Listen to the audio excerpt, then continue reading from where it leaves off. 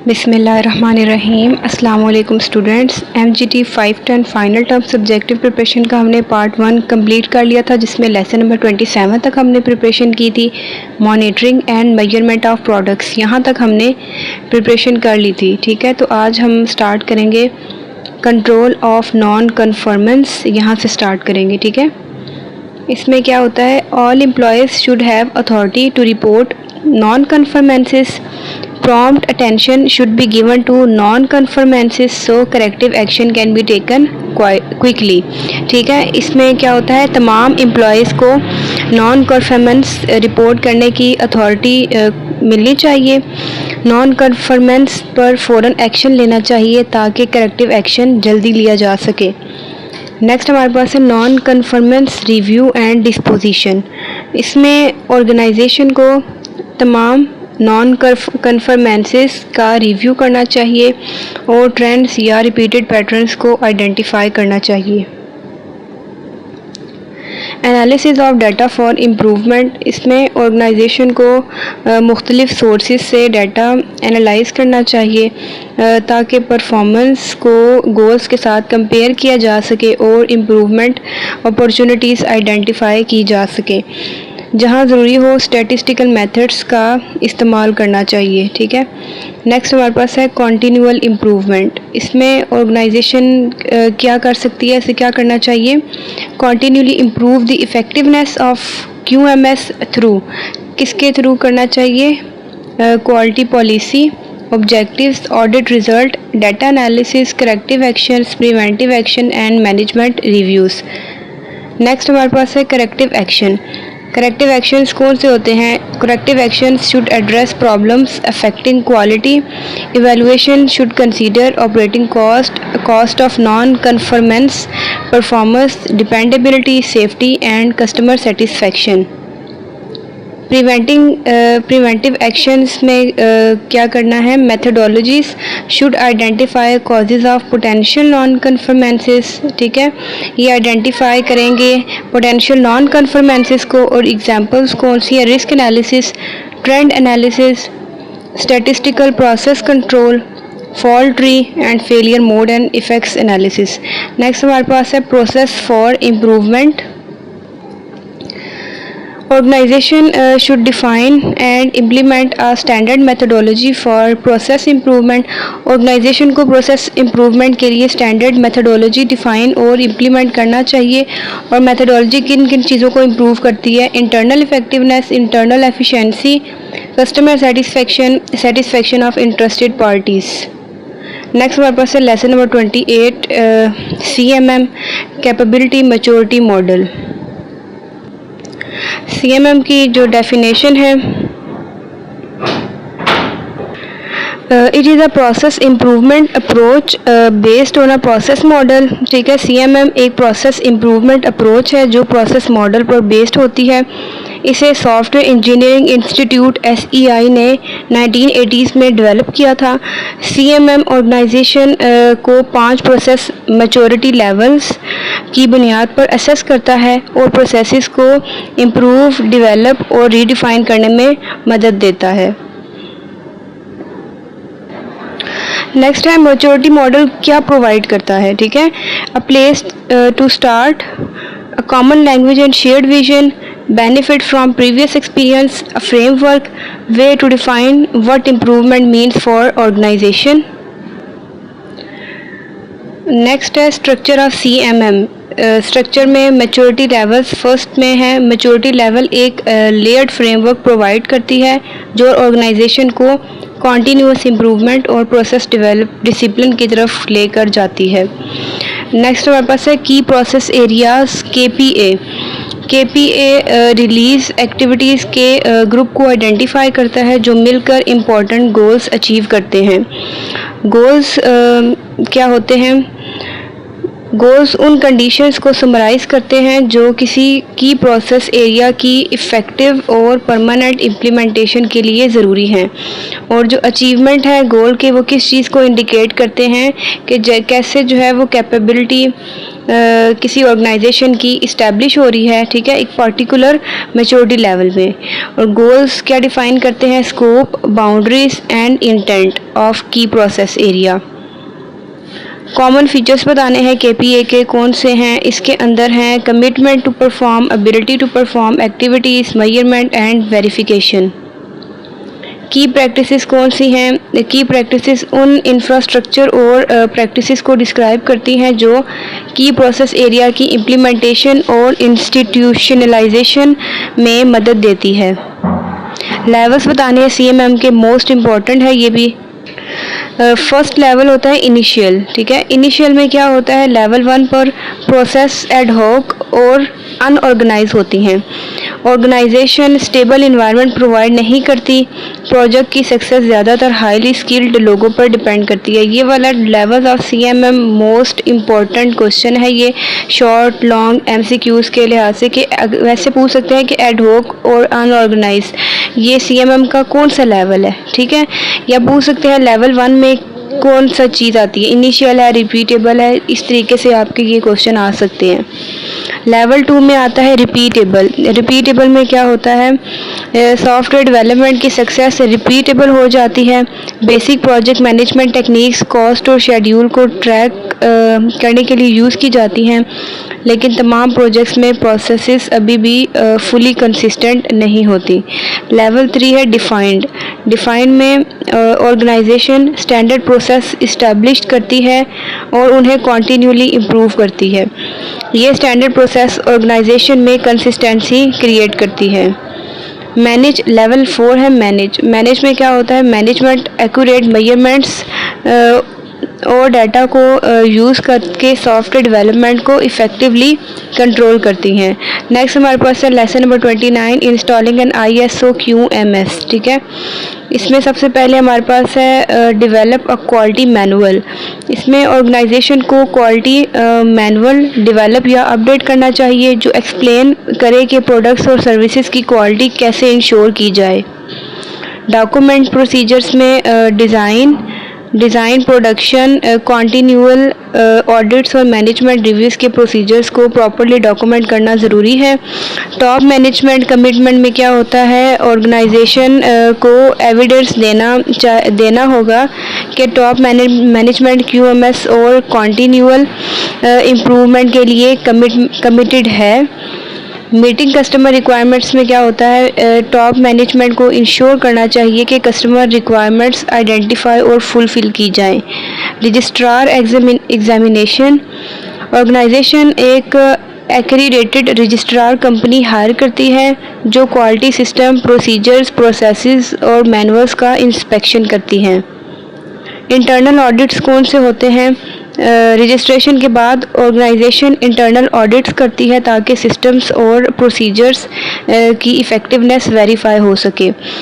Internal और external audits ये भी बहुत इंपॉर्टेंट है। एक्सटर्नल ऑडिट्स में क्या होता है? Registrar time to time audits conduct करती है और रजिस्ट्रेशन मेंटेन रखने के लिए उन ऑडिट्स को पास करना ज़रूरी होता है। नेक्स्ट हमारे पास टॉपिक है इम्प्लीमेंटेशन एंड डेवलपमेंट बैरियर्स, ठीक है। इनके अंदर कौन कौन से बैरियर्स आ रहे हैं तो आप इनके नेम भी लिख सकते हैं। Poor planning, lack of management commitment, short term profit focus, ठीक है, lack of acceptance by managers, resistance of workforce, lack of poor training, team work, complacency, use of the shelf program, failure to change organisational philosophy, ये आप इनके name भी just mention कर सकते हैं, ठीक है। Lack of resources, lack of effective measurement, जी ये बस आप इनके ना नेम बता दें। नेक्स्ट हमारे पास है lesson number 30, creating business excellence. इसके अंदर है why TQM programs don't work, 10 reasons, 10 reasons बतानी है। तो आई थिंक इनकी भी आप ये जस्ट ये नाम बता दें, इनकी आगे इंग्लिश करने की वैसे नीड तो नहीं होगी, लेकिन मैं आपको जस्ट इनके नेम बता देती हूँ, ठीक है।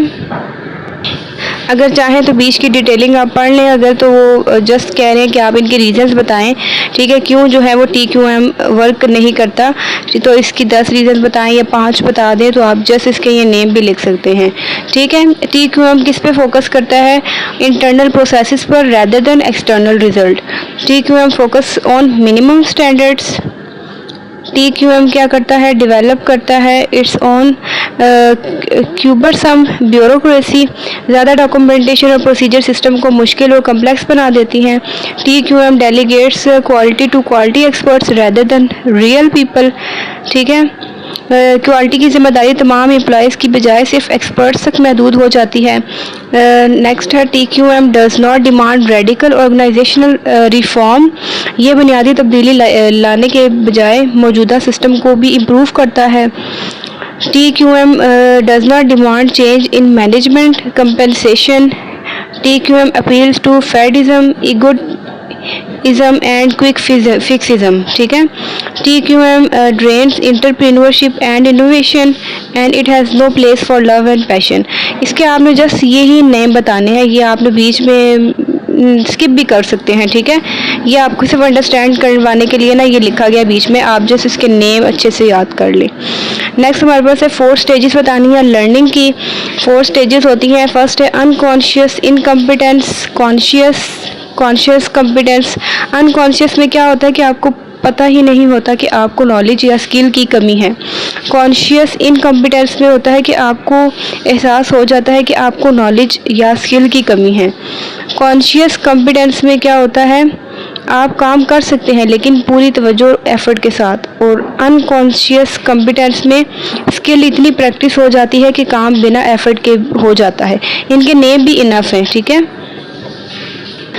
अगर ये शॉर्ट में आएगा तो आप जस्ट इसके नेम भी लिख सकते हैं, अगर कहा कि आप जस्ट इसके नाम बताएं। एलिमेंट्स बताने हैं TQC के टोटल क्वालिटी कल्चर के एलिमेंट्स कौन से हैं। फर्स्ट होता है customer focus, then continuous improvement, team work. Customer focus में क्या होता है? कस्टमर को ऑर्गेनाइजेशन की कामयाबी का सबसे अहम हिस्सा समझा जाता है। कॉन्टीन्यूस इम्प्रूवमेंट में एम्प्लॉयज़ मुसलसल प्रोडक्ट सर्विसेज और प्रोसेसेस को बेहतर बनाने की कोशिश करते हैं। टीम वर्क में क्या होता है कि एम्प्लॉयज़ मिलकर मसाइल हल करते हैं और कस्टमर्स को बेहतर सर्विस देते हैं। नेक्स्ट पॉइंट है core values and concept for performance excellence, ठीक है। इसके अंदर बताना है कोर वैल्यूज़ और कॉन्सेप्ट परफॉर्मेंस एक्सीलेंस के कौन से हैं, ठीक है। फर्स्ट वन है कस्टमर ड्रिवन। कस्टमर ड्रिवन में कस्टमर सेटिस्फेक्शन सबसे अहम मकसद है। विजनरी लीडरशिप, जिसमें लीडर्स प्रोवाइड करता है डायरेक्शन और इंस्पिरेशन। इसमें भी जस्ट आप नेम दे सकते हैं, ठीक है। ये डिटेल ये इसके परफॉर्मेंस एक्सीलेंस पूछा ना, कॉन्सेप्ट पूछा है, तो आप जस्ट इसका ना ये बताएं।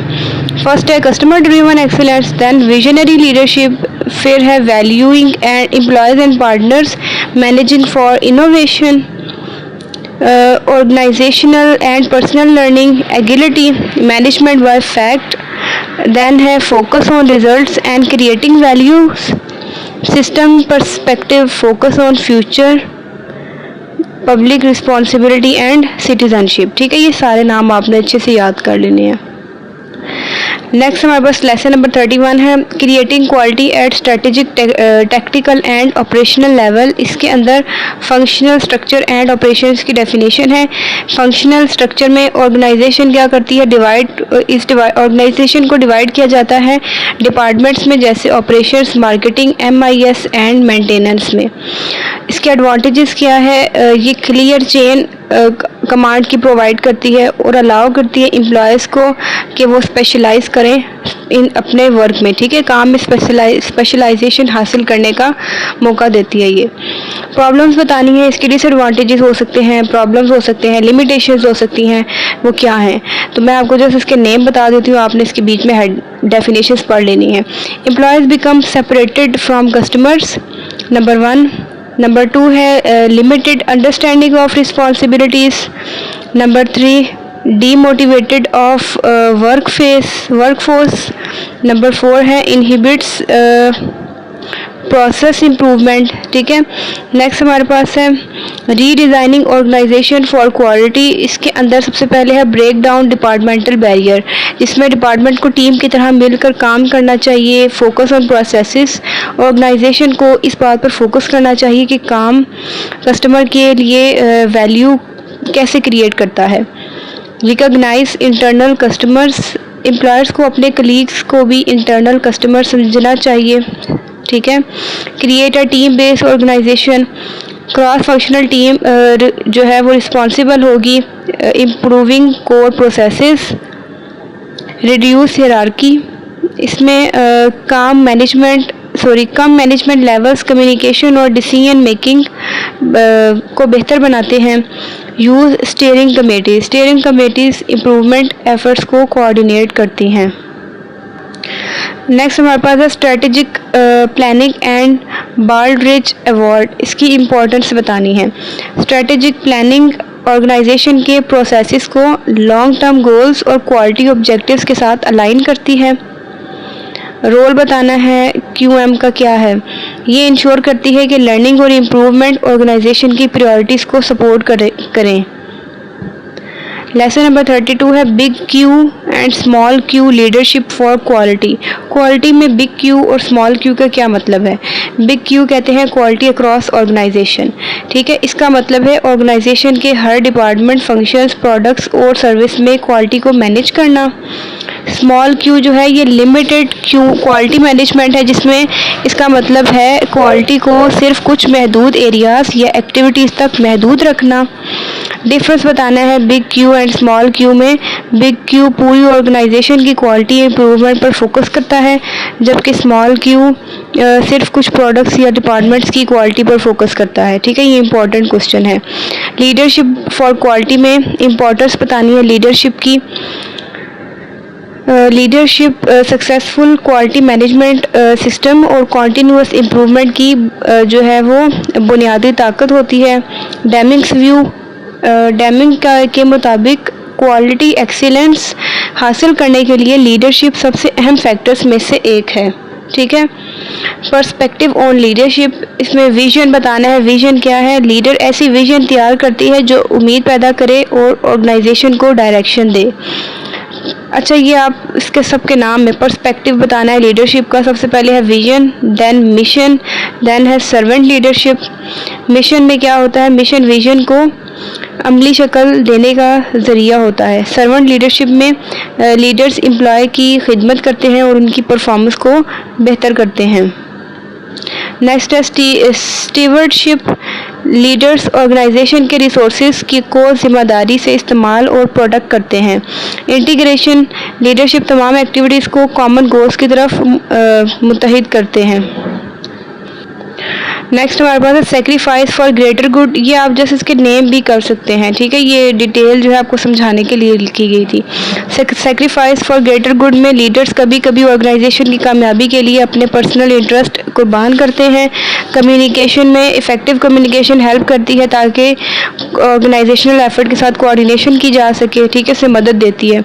कंसेंसस में लीडर्स एम्प्लॉयज़ के दरमियान इत्तेफाक और यकजहती पैदा करते हैं। एम्पावरमेंट में एम्प्लॉयज़ को फैसले करने और अपनी गलतियों से सीखने का इख्तियार दिया जाता है। कन्विक्शन में लीडर्स मुश्किलात के बावजूद बिजनेस एक्सीलेंस हासिल करने के लिए पुरअज़म रहते हैं। नेक्स्ट हमारे पास टॉपिक है बाल्डरिज criteria philosophy of leadership.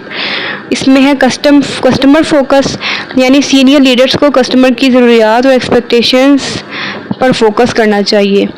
Clear visions and values and expectation, यानी लीडर्स को वाज़ेह और हाई परफॉर्मेंस एक्सपेक्टेशंस इस्टेब्लिश करनी चाहिए।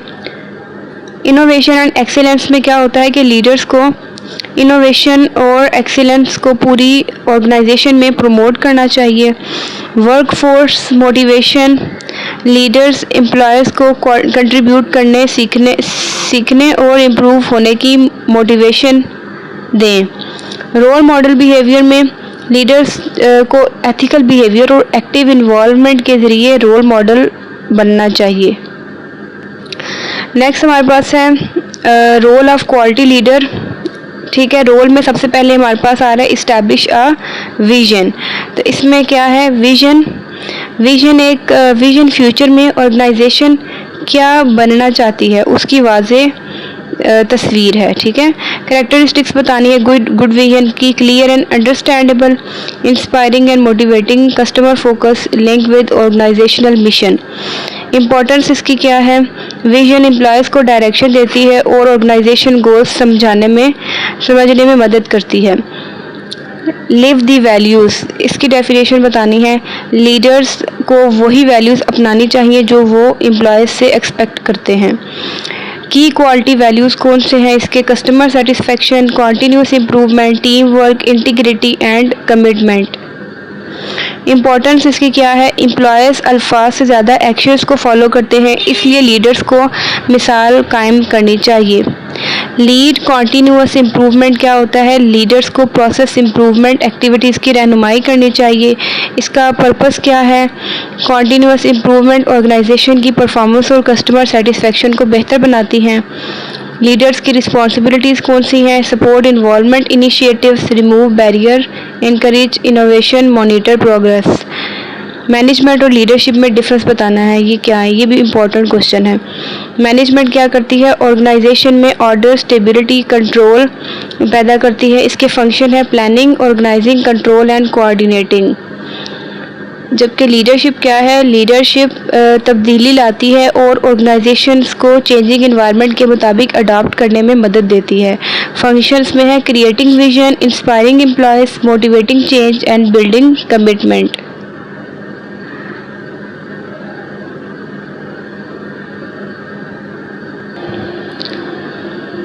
नेक्स्ट हमारे पास है difference between management and leadership. Management क्या करता है, ऑर्डर और स्टेबिलिटी क्रिएट करता है, लीडरशिप चेंज और इम्प्रूवमेंट, ये फोकस करता है कंट्रोल पे, लीडरशिप करता है फोकस इंस्पिरेशन पे। मैनेजमेंट प्लान्स ऑर्गेनाइज करती है और leadership motivates and guide. Management system को मेंटेन करेगा और लीडरशिप ट्रांसफॉर्म करता है। ठीक है। Lesson number 33, strategic planning for quality and advance quality management tool. इसमें स्ट्रेटेजिक मैनेजमेंट की डेफिनेशन बतानी है। स्ट्रेटेजिक मैनेजमेंट से मुराद वो अप्रोचेस हैं जो ऑर्गेनाइजेशन मार्केट में सक्सेसफुल परफॉर्मेंस के लिए अडॉप्ट करती हैं। इन अप्रोचेस को आम तौर पर स्ट्रेटेजिक प्लान की फॉर्म में डॉक्यूमेंट किया जाता है। Quality as a strategy, strategy एक प्लान है जो ऑर्गेनाइजेशन के गोल्स, पॉलिसीज़ और एक्शंस को एक साथ जोड़ता है। अच्छी स्ट्रेटजी रिसोर्सेज को बेहतर तरीके से एलोकेट करती है और स्ट्रेंथ, वीकनेस, एनवायरनमेंट और कंपटीटर्स को मद्देनज़र रखती है। एलिमेंट्स बताने हैं फॉर्मल स्ट्रेटजी के, goals to be achieve, policies that guide और लिमिट एक्शंस, सीक्वेंस और प्रोग्राम्स। कंपोनेंट्स बताने हैं स्ट्रेटेजिक मैनेजमेंट के। फर्स्ट है स्ट्रेटेजिक प्लानिंग। इसमें वो प्रोसेस है जिसमें ऑर्गेनाइजेशन डिसाइड करती है कि वो क्या है, कहाँ जाना चाहती है और अपने गोल्स कैसे अचीव करेगी। नेक्स्ट हमारे पास है स्ट्रेटेजिक प्लान कंपोनेंट्स। इसके कंपोनेंट्स कौन से हैं, organisational vision, mission, guiding principle, broad strategic objectives and specific tactics, project and activities. Strategic execution क्या होती है, इसमें प्लान्स को इम्प्लीमेंट किया जाता है, परफॉर्मेंस मॉनिटर की जाती है और ज़रूरत पर चेंजेस किए जाते हैं। स्ट्रेटेजिक प्लानिंग ओवरव्यू बताते हैं। इसमें स्वॉट एनालिसिस क्या होता है, स्ट्रेटेजिक प्लानिंग शुरू करने से पहले ऑर्गेनाइजेशन स्वॉट एनालिसिस करती है और इसका स्टैंड क्या है, strength, weakness, opportunities and threats. Strategic monitoring की डेफिनेशन, मॉनिटरिंग का मतलब एक्चुअल परफॉर्मेंस को स्टैंडर्ड्स के साथ कंपेयर करना है। क्वेश्चन आंसर्स बताने हैं स्ट्रेटेजिक मॉनिटरिंग के, are we achieving our objectives, are we performing efficiently. Strategic planning and Baldrige Award. Baldrige Award emphasize integrating total quality principle with overall business planning. Avoid, examine how organization plan for long term, understand risks and challenges, project future competition, develop action plans and track performance. Conducting the स्वॉट analysis, इसमें identifying organisation strengths, इसमें क्या होता है, strength वो qualities हैं जो organisation को कंपटीटर्स पर एडवांटेज देती हैं, जैसे कि financial strength, good reputation, high quality products, strong management team, efficient technology. Identifying organisational weakness, weakness कौन सी होती हैं, वीकनेस वो डेफिशिएंसीज हैं, वो कमज़ोरियां हैं जो ऑर्गेनाइजेशंस को कंपटीशन में पीछे कर देती हैं, जैसे strategic confusion, weak management, poor procedures, obsolete facilities and obsolete processes. Identifying external opportunities, opportunities वो एक्सटर्नल फैक्टर्स हैं जो ग्रोथ और सक्सेस में मदद करते हैं, जैसे new customer, expanding markets, diversification opportunities. Next हमारे पास है एक्सटर्नल थ्रेट्स को कैसे आइडेंटिफाई करते हैं. थ्रेट्स वो एक्सटर्नल डेंजर्स हैं जो ऑर्गेनाइजेशन को नुकसान पहुंचा सकते हैं, जैसे कि low cost competitor, substitute product, regulatory requirements. Next हमारे पास है डेवलप द विजन. विजन को कैसे डेवलप किया जाता है. विजन ऑर्गेनाइजेशन का फ्यूचर ड्रीम और डिज़ायर्ड पोजीशन है, ठीक है. All organisation structures, policies, procedures should support the vision. Next है डेवलपिंग द मिशन. मिशन को किस तरह डेवलप करना चाहिए. मिशन डिस्क्राइब करता है कि who the organization is, what it does and where it is going, ठीक है. और इसके जो रूल्स हैं वो कौन से हैं. Describe organization and its customer, be brief but comprehensive, use simple wording and avoid explaining how. Developing the guiding principle. Guiding principles communication के वैल्यूज़ और कल्चर का फ्रेमवर्क प्रोवाइड करती हैं. Developing broad strategic objectives. Strategic objectives mission को measurable goals में convert करते हैं. Developing specific tactics यानी एक्शन प्लान. एक्शन प्लान में क्या होता है, स्पेसिफिक एक्टिविटीज़ होती हैं जो ऑब्जेक्टिव अचीव करने के लिए बनाई जाती हैं. Smart characteristics. स्मार्ट में क्या होता है, ये स्पेसिफिक इसका स्टैंड है. Measurable, quantifiable, time bound objectives इसकी कैरेक्टरिस्टिक्स है, सॉरी, ठीक है. नेक्स्ट है हमारे पास revolutionary thinking in strategic plan. सबसे पहले है रूल मेकर्स. रूल मेकर्स क्या करते हैं, companies that create and establish industry standards like IBM, Sears and coca cola. Rule takers में कंपनीज जो फॉलो करते हैं एस्टैब्लिश रूल, जैसे JC, पेने एंड US, ठीक है.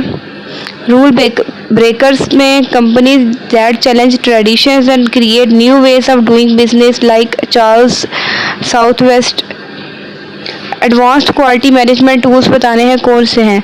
जापानीज ऑर्गेनाइजेशन ने ये टूल्स कस्टमर वैल्यू क्रिएट करने और प्रॉब्लम्स को पहले से प्रिवेंट करने के लिए डेवलप किए.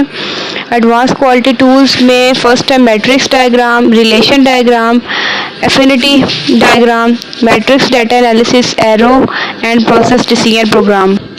नेक्स्ट है लेसन नंबर 34. इसमें टॉपिक है स्ट्रेटजी इम्प्लीमेंटेशन. स्ट्रेटजी इम्प्लीमेंटेशन में टॉप मैनेजमेंट को ऐसा मेथड चाहिए होता है जो इंश्योर करे कि ऑर्गेनाइजेशन की प्लान्स और स्ट्रेटजी सक्सेसफुली इम्प्लीमेंट हों. जापानीज़ की पर्पस के लिए होस्टिन प्लानिंग ये पॉलिसी डिप्लॉयमेंट यूज़ करती हैं. होस्टिन प्लानिंग पॉलिसी डिप्लॉयमेंट, इसमें होस्टिन का मतलब पॉलिसी या पॉलिसी डिप्लॉयमेंट है. ये एक सिस्टमेटिक अप्रोच है जो इम्पोर्टेंट बिजनेस प्रोसेसेस में चेंज मैनेज करने के लिए यूज़ होती हैं. पॉलिसी डिप्लॉयमेंट किस चीज़ पर एम्फसाइज करती है, organization wide planning, setting priorities, providing resources, measuring performance and improving performance. Benefits बताने हैं. इसमें मैं आपको ना बेनिफिट्स में इसके नेम बता दूंगी, आपने इनकी ना डिटेलिंग खुद से पढ़ लेनी है. Understanding future customer needs, long term thinking, integrated PDCA approach, realistic measurement system, better communication, employment involvement, ठीक है. ये सारे इसके थे बेनिफिट्स. नेक्स्ट हमारे पास है roles in implementing quality strategy. Role of senior management, senior manager ensure करते हैं कि ऑर्गेनाइजेशन की प्लान्स और स्ट्रेटजीज इफेक्टिवली इम्प्लीमेंट हों। नेक्स्ट हमारे पास है role of middle management. Middle management का क्या रोल है? मिडल मैनेजर्स लीडरशिप प्रोवाइड करते हैं और सीनियर मैनेजमेंट्स की विजन को प्रैक्टिकल ऑपरेशंस में कन्वर्ट करते हैं। रोल ऑफ वर्कफोर्स ही एक्चुअल क्वालिटी डिलीवर करती है। TQM की सक्सेस के लिए एम्प्लॉयज़ का एम्पावर्ड और कमिटेड होना ज़रूरी है। Lesson number 35, quality function deployment QFD and other tools for implementation. इसमें सबसे पहले है tools for quality planning. Organisations internal या एक्सटर्नल कस्टमर्स पर फोकस करने के लिए मुख्तलिफ टूल्स और टेक्निक यूज़ करती हैं। मैट्रिक्स डायग्राम एक ग्राफिकल टूल है जो करैक्टरिस्टिक्स, फंक्शंस और टास्क के दरमियान रिलेशनशिप शो करता है। इसका पर्पस बताना है मैट्रिक्स डायग्राम का। ये मुख्तलिफ आइटम्स के दरमियान लॉजिकल कनेक्शंस इस्टेब्लिश करता है। नेक्स्ट है रिलेशनशिप डायग्राम। रिलेशनशिप डायग्राम जो है वो सेंट्रल एरिया से स्टार्ट होती है and maps logical relationship among related characteristics और रिलेटेड आइडियाज़ के लॉजिकल कनेक्शंस शो करता है। इसका पर्पस क्या होता है? ये किस चीज़ को सपोर्ट करता है? लेटरल को rather than linear thinking. Next हमारे पास है एफिनिटी डायग्राम। एफिनिटी डायग्राम बहुत सारी आइडियाज़, फैक्ट और ओपिनियंस को ऑर्गेनाइज करने के लिए यूज़ होते हैं। ये इंफॉर्मेशन में नेचुरल ग्रुप्स आइडेंटिफाई करता है।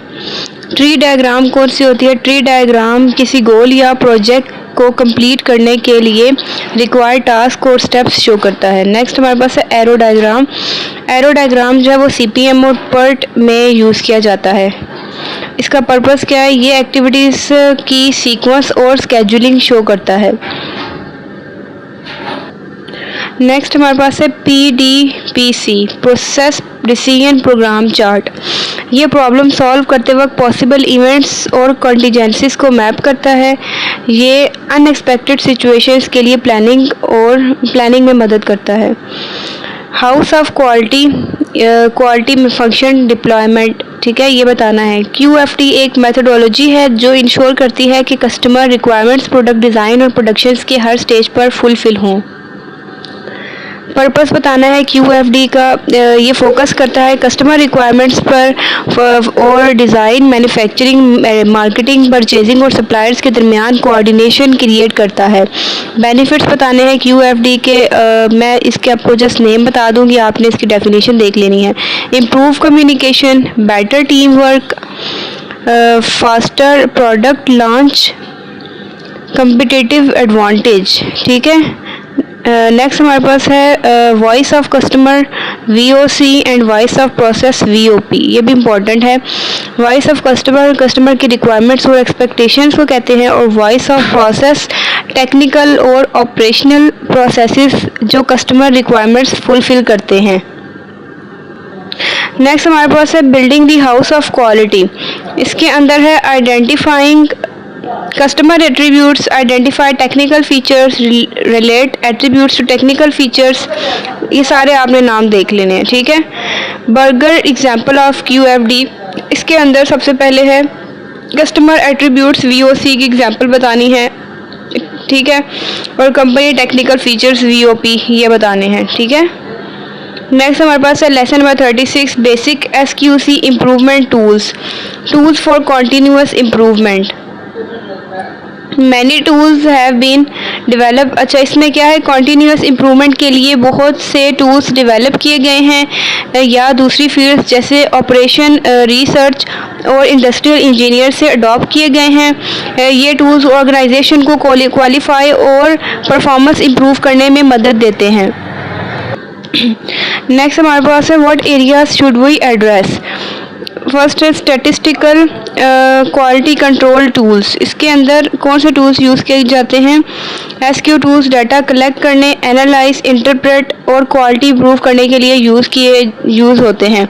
सोर्सेज कौन से हैं? Customer data, operations, employ, financial performance. ठीक है।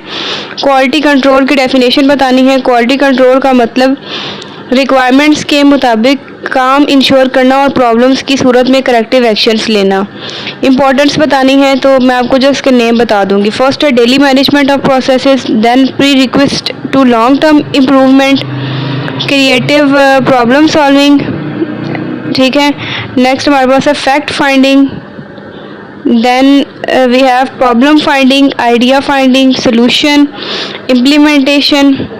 ठीक है, यहाँ तक 7 step method for problem solving. ठीक है, नंबर 7। ठीक है। Current situation, cause analysis, I think यहीं तक है। ये सारे आप ये नाम देख लें। हम अब यहाँ से स्टार्ट करते हैं। Identify root cause of problems. First हमारे पास है verify causes with data, then check conclusion, then take actions.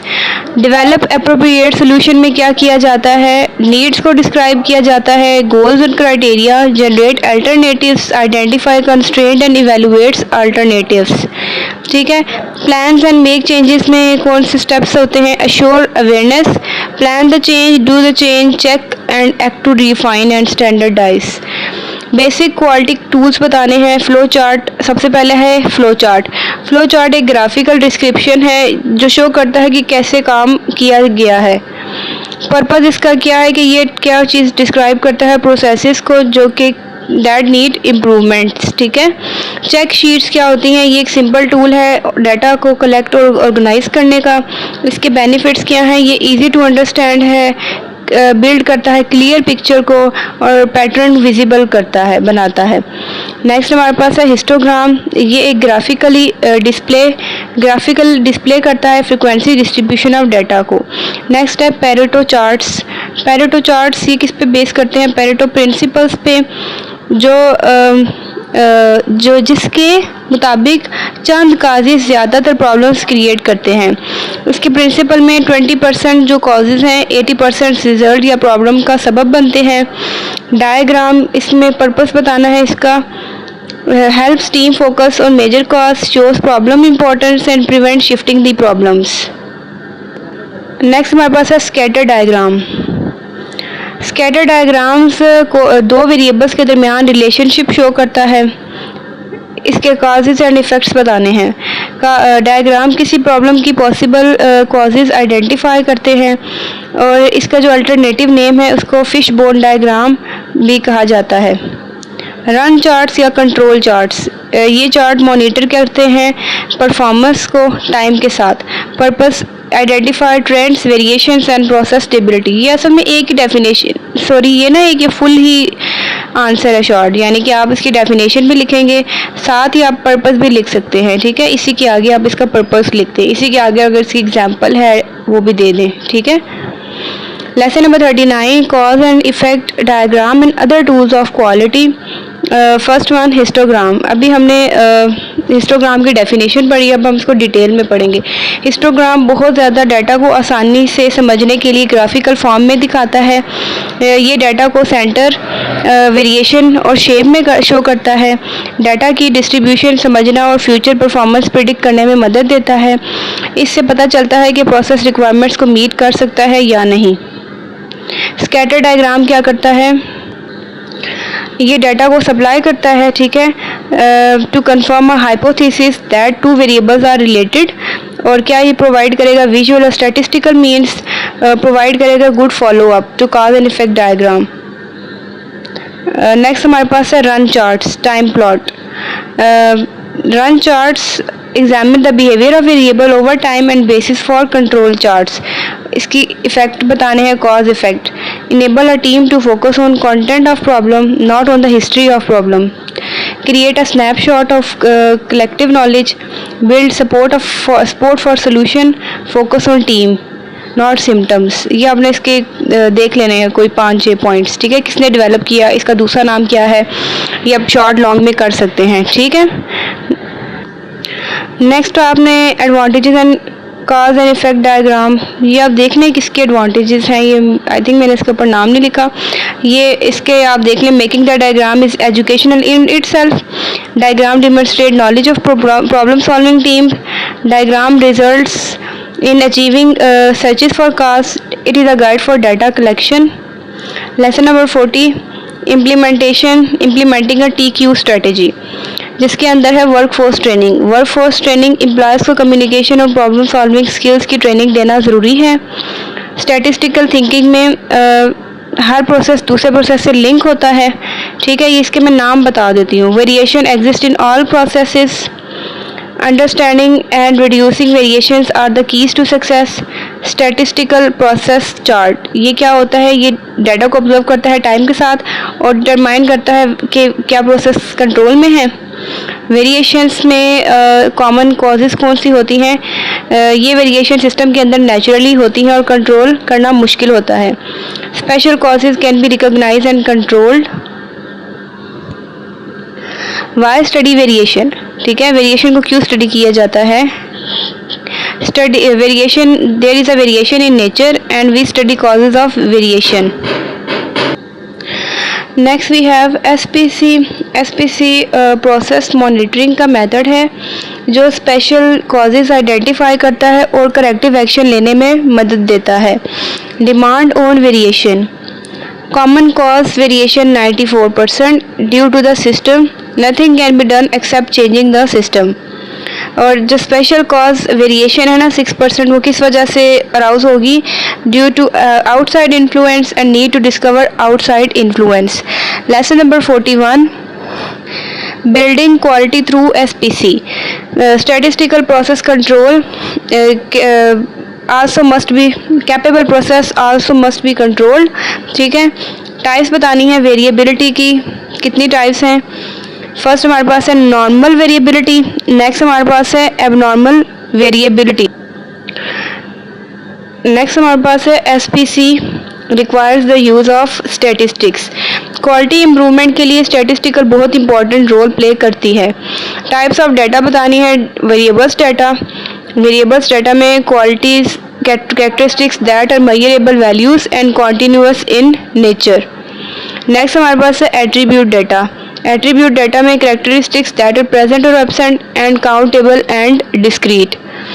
Control chart functions बताने हैं, इसके भी मैं आपको नेम जस्ट बता देती हूँ, आपने डिटेल खुद से रीड आउट कर लेनी है। Decision making tool, problem solving tool. SPC exposes problem, it does not solve them. Commonly use control charts कौन से हैं? फर्स्ट वन है वेरिएबल डाटा। वेरिएबल डाटा में आप देख लेंगे कौन कौन से चार्ट्स यूज हो रहे हैं। Then we have attribute data. Attribute data में भी ये सारे हैं, आपके शॉर्ट में भी आ सकते हैं कि आप बताएं कि वेरिएबल डाटा में कौन से कंट्रोल चार्ट कॉमनली यूज़ हुए हैं। ये ऐसे भी आ सकते हैं एमसीक्यूज़ के according, x bar and R charts, ठीक है। ये कौन से डाटा में है, ठीक है, ये वेरिएबल डाटा में। तो ये एमसीक्यूज़ भी आ सकते हैं, शॉर्ट भी आ सकता है आपका। प्रोसेस कैपेबिलिटी क्या होता है? ये रेफ़र करता है कि प्रोसेस कस्टमर की रिक्वायरमेंट्स कितनी अच्छी तरह मीट कर रहा है। Capability versus control. कैपेबिलिटी में कंट्रोल में प्रोसेस स्टैटिस्टिकल कंट्रोल में हो, कैपेबिलिटी में प्रोसेस कस्टमर स्पेसिफिकेशन मीट करे। लेसन नंबर है 43 team work culture for TQM। Importance बतानी है इसकी। टीम वर्क मुख्तलिफ डिपार्टमेंट्स को मिलकर कस्टमर की नीड्स पूरी करने और कस्टमर की चेंजिंग डिमांड्स का जल्दी जवाब देने में मदद देता है। TQM ये तस्लीम करता है कि ऑर्गेनाइजेशन के तमाम हिस्से एक दूसरे पर डिपेंड करते हैं, इसलिए वर्क को कोऑर्डिनेट करने के लिए टीम्स को यूज़ किया जाता है। नेक्स्ट है टीम की डेफिनेशन बतानी है। टीम होती क्या है? टीम लोगों का छोटा ग्रुप होता है जिनके स्किल्स एक दूसरे को कंप्लीट करते हैं और जो कॉमन गोल्स के लिए मिलकर काम करते हैं। Effective teams goal centred, independent, open, supportive and empowered. Types बतानी है TQM की, ये भी मैं आपको नाम जस्ट बता देती हूँ, अब डेफिनेशन देख लें। Management team, work team, problem solving team, ये भी इम्पोर्टेंट क्वेश्चन है।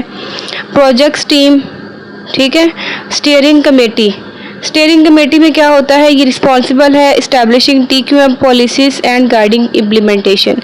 इसकी रिस्पॉन्सिबिलिटीज़ क्या हैं, इस्टेब्लिश करना, गाइड करना, कंडक्ट करना और management oversight. Problem solving teams में फर्स्ट हमारे पास है डिपार्टमेंटल प्रॉब्लम सॉल्विंग टीम। सिर्फ एक डिपार्टमेंट के एम्प्लॉयज़ पर मुश्तमिल होती है और डिपार्टमेंट के लिए के क्वालिटी इश्यूज सॉल्व करती है। कैरेक्टरिस्टिक्स आपने ये सारी इसकी रीड आउट कर लेनी है।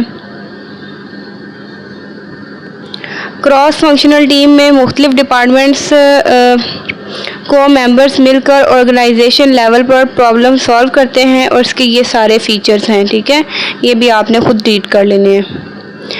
सेल्फ मैनेजमेंट टीम में ये टीम्स ट्रेडिशनल सुपरवाइज़र्स के बगैर अपना काम खुद मैनेज करती हैं और इनकी ये सारी जिम्मेदारियां हैं। और इसकी जो रिक्वायरमेंट्स हैं वो कौन कौन सी हैं, technical knowledge, problem solving skills, interpersonal and departmental representation. Team dynamic issues कौन से हैं, सबसे पहला है personal identity in team and then we have relationship among team members. Stages बताने हैं टीम ग्रोथ के कौन से हैं, फॉर्मिंग, ठीक है, फीलिंग, लीडरशिप रोल, अब आपने इनकी डिटेल खुद से पढ़ लेनी है, स्टॉर्मिंग, ठीक है, इसके बाद है लीडरशिप रोल इसके, और नॉर्मिंग के अंदर नॉर्मिंग की फीलिंग्स और नॉर्मिंग के लीडरशिप रोल्स, ये भी इम्पोर्टेंट है। परफॉर्मिंग में फीलिंग्स और लीडरशिप रोल्स, एडजर्निंग, ठीक है, यहाँ तक हमारा कंप्लीट हो रहा है। नेक्स्ट हमारे पास है Peter Scholtes 10 ingredients of successful teams. First one है clarity in team goals, then improvement, इसके मैं आपको नाम बता रही, improvement plan, clearly defined roles, clear communication, beneficial team behaviour, उसके बाद है well defined decision procedures, balanced participation, established ground rules, awareness of group process, आप भी जैसे इसके नेम कर सकते हैं, ठीक है, use of scientific approach. Next हमारे पास है डेमिंग पॉइंट 6 इंस्टीट्यूट ट्रेनिंग। अच्छा, ये नेक्स्ट हमारे पास लेसन नंबर 44 आ रहा है, understanding empowerment for TQ and customer supplier relationship. ये आप इसमें ना रीड आउट कर लें। इसके अंदर है old thinking versus new thinking. Old thinking में क्या होता है, पीपल जो है लोग प्रोसेस का हिस्सा हैं और मैनेजर्स की कंट्रोल की ज़रूरत होती है। और न्यू थिंकिंग में लोग प्रोसेस को डिज़ाइन और इम्प्रूव करते हैं, वर्कर्स अपना काम खुद कंट्रोल करते हैं और मैनेजर्स उन्हें एम्पावर करते हैं। TQM HRM रिक्वायरमेंट्स कौन कौन सी हैं, empower individuals and teams, continually improved personal processes and maintain a satisfying work environment। empowerment क्या होती है, empowerment का मतलब एम्प्लॉयज़ को फैसले करने, अपने काम को कंट्रोल करने, रिस्क लेने और तब्दीली लाने का इख्तियार देना है, ठीक है। बेनिफिट्स और इसके रिक्वायरमेंट्स कौन सी हैं, एम्पावर्ड एम्प्लॉयज़ क्वालिटी प्रोडक्ट्स और सर्विसेज प्रोवाइड करने में अहम किरदार अदा करते हैं। एम्पावरमेंट एम्प्लॉयज़ को रिजल्ट की जिम्मेदारी लेने के काबिल बनाता है। रिक्वायरमेंट्स में फर्स्ट हमारे पास है identify and remove barriers, build employ confidence. Principles बताने हैं एम्पावरमेंट के, empower sincerely and completely, set clear guidelines, ensure employees training and selections। इसमें से आप कोई से भी 5-6 याद कर लें। अभी हमने इसके प्रिंसिपल्स देखे, अब हम देखेंगे इसकी इम्पोर्टेंस क्या है। Improve performance, employ satisfaction, better customer satisfaction and customer satisfaction. Successful empowerment में क्या होता है, इसके की रिक्वायरमेंट्स आप कोई से 5-6 बता दें इसमें से। Customer supply relationship, quality in customer relationship, customers mutually beneficial relationship and expanding the pie। importance में क्या होता है, customers हर TQM एक्टिविटी का मरकज़ हैं और ऑर्गेनाइजेशन की सर्वाइवल के लिए ज़रूरी हैं। सप्लायर्स की इम्पोर्टेंस क्या है। सप्लायर्स कस्टमर नीड्स पूरी करने में अहम रोल प्ले करते हैं। फाइनल प्रोडक्ट्स उसके कंपोनेंट से बेहतर नहीं हो सकता। सप्लायर्स क्वालिटी और कॉस्ट दोनों पर असरअंदाज होते हैं। लेसन नंबर 45 में है कस्टमर की इम्पोर्टेंस बतानी है। कस्टमर्स हर TQM एक्टिविटी का मरकज़ होते हैं। कस्टमर को सेटिस्फाई करना TQM का पहला प्रिंसिपल है। कस्टमर ऑर्गेनाइजेशन के सर्वाइवल और सक्सेस की गारंटी होते हैं। नेक्स्ट हमारे पास importance of suppliers. Suppliers customer की नीड्स पूरी करने में बहुत अहम किरदार अदा करता है। फाइनल प्रोडक्ट उसके पार्ट से बेहतर नहीं हो सकते जिनसे वो बनाया गया हो। सप्लायर्स प्रोडक्शन प्रोसेस की क्वालिटी पर असरअंदाज होते हैं और सप्लायर्स फाइनल प्रोडक्ट की कॉस्ट और क्वालिटी दोनों को अफेक्ट करते हैं। प्रिंसिपल्स आप ये देख लें इसके, कॉस्ट सप्लाई रिलेशनशिप के इम्पॉर्टेंट है ये भी। बेंचमार्किंग प्रोसेस क्या होता है। बेंचमार्किंग वो प्रोसेस जिसमें ऑर्गेनाइजेशन अपनी परफॉर्मेंस को बेहतर बनाने के लिए बेस्ट ऑर्गेनाइजेशन से कंपैरिजन करती हैं। और स्टेप्स इसके कौन से ये भी आपने देख लेने हैं सारे बेंचमार्किंग के, ठीक है। ये इसके जितने भी ये सारे स्टेप्स हैं ये आपने सारे अच्छे से रीड आउट कर लेने हैं। ऑर्गेनाइजेशन, लर्निंग ऑर्गेनाइजेशन की डेफिनेशन वो होती है जो लर्निंग और इम्प्रूवमेंट के ज़रिए अपना मुस्तकबिल बेहतर बनाने की सलाहियत लगातार बढ़ाती रहती है। अडाप्टिव लर्निंग में learning from past experience and adapting to change. Generative learning, आगे नेक्स्ट हमारे पास है पेटरसन्स 5 लर्निंग डिसिप्लिन। इसके अंदर हमारे पास है personal mastery, mental models, shared visions, time learning and systems thinking. तो स्टूडेंट्स ये हमारी MGT 510 का लेक्चर एंड होता है, ठीक है। हमने पार्ट 1 फर्स्ट वीडियो में देख लिया था। पार्ट 2 इसके अंदर सारा कवर हो गया है, सारे लेक्चर्स कंप्लीट हो गए। तो अगर आपने हैंडआउट्स बिल्कुल भी रीड आउट नहीं किए तो आप यहाँ से प्रिपरेशन कर सकते हैं इसी वीडियो में से, ठीक है। ये 2 वीडियोज़ आप अच्छी से प्रिपेयर कर लें तो आई होप आपका पेपर बहुत अच्छा हो जाएगा, ठीक है। तो आपने अपना वैल्यूएबल फीडबैक मस्ट देना है आफ्टर एग्ज़ाम कि आपका इस वीडियो में से कितने % पेपर आया है, ताकि जो बाकी स्टूडेंट्स हैं ना उनकी भी हेल्प हो सके। और चैनल को मस्ट सब्सक्राइब किया करें, बेल आइकन को प्रेस किया करें। और आपने कमेंट्स में अपने जो कोर्स कोड हैं फाइनल या फिर मिड्स के आपने मेंशन कर देने हैं कि आपको कौन से कोर्स कोड की नेक्स्ट आपको वीडियो चाहिए, ठीक है। सो आप चैनल के साथ कनेक्टेड रहें, प्लेलिस्ट को वॉच किया करें, वहाँ पे सारे लेक्चर अवेलेबल होते हैं। Thanks for watching.